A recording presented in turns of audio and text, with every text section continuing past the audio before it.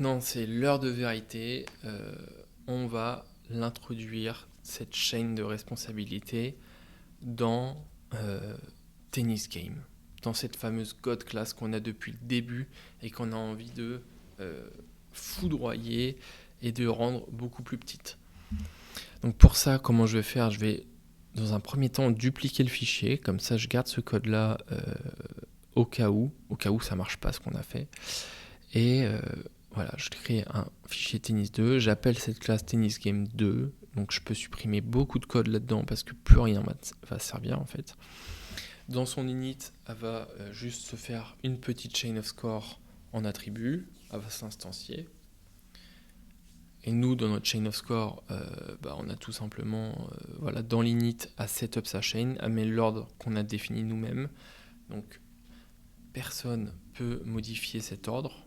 On sait que cet ordre-là, il marche. Si on l'avait mis dans un autre ordre, on aurait dû faire un code différent, évidemment. Là, tout ce code-là, à la poubelle, ciao, bye bye. Et on a juste, en fait, à renvoyer le self.chainofscore find score for .1.2. Le point 1, c'est du coup, là, on va réutiliser nos objets player.point, où on sait que c'est là où on va gagner l'avantage de tout ce qu'on a fait avec les players et les points.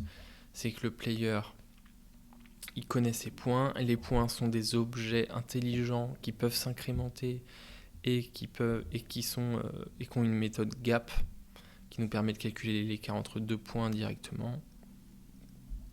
C'est des mini-classes vraiment qui font tellement de bien, qui font beaucoup moins de code. On le voit déjà tout de suite.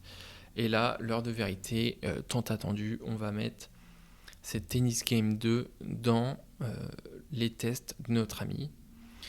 Et on va lancer les tests tout simplement, et en espérant qu'on n'a rien fait péter. Et on n'a rien fait péter, on est très heureux. Petite chose qu'on a aussi dans ce kata, c'est qu'on nous avait demandé d'adapter le nom du player. Ça, on ne l'a pas refait. On ne l'a pas remis encore, on va le remettre, ça coûte vraiment pas cher.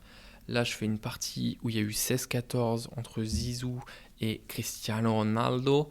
On sait qu'il y a eu 16-14, donc c'est une win for Zizou qu'on attend comme score. Et là, normalement, si je lance le code, voilà, on voit que nous, on renvoie win for player 2. On n'est pas du tout bon.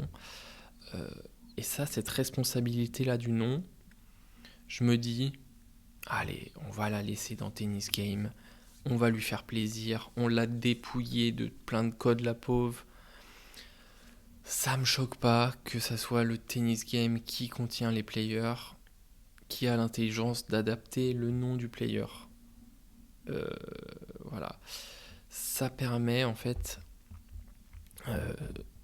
aussi de manière de design que ma chain of score elle va renvoyer player 1, player 2 dans tous les cas et qu'elle n'a pas cette complexité là d'aller chercher le nom du player, etc.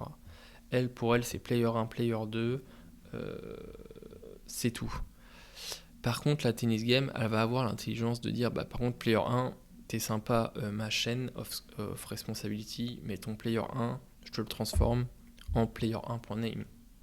En Zizou, en Cristiano Ronaldo ou en n'importe quel nom des joueurs qui jouent au tennis. Voilà. Donc je vais me créer une petite méthode privée, encore une fois, classique, où je vais remplacer dans le score que m'envoie ma chaîne le mot player 1 par le vrai nom du player 1 et le mot du player 2 par le vrai nom du player 2. Là, je fais des points pour le faire passer en une ligne. Normalement, il n'y en a qu'un seul des deux, mais je ne vais pas m'embêter à faire des if player 1 in, alors on remplace player 1. La méthode replay, ça marche très bien, parce que si jamais il n'y a pas player 1, ça ne fait rien. Et si jamais il y a player 2, ça va le faire. Et s'il y est 8 fois, il va le faire 8 fois, etc.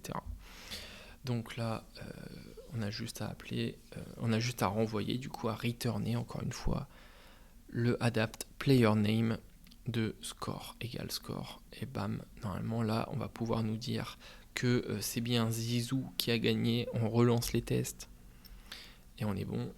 On sait qu'on est bon sur la partie player 1. On va se faire un petit test de plaisir sur le Player 2, on sait jamais. Ça coûte pas cher, regarde, ça va nous coûter 20 secondes de vérifier que c'est la malice qui gagne alors qu'il est Player 1. Voilà, on va faire un 19-17, on met des chiffres différents pour varier les tests. Bam, ça passe, on est très heureux. Donc, on est plutôt pas mal.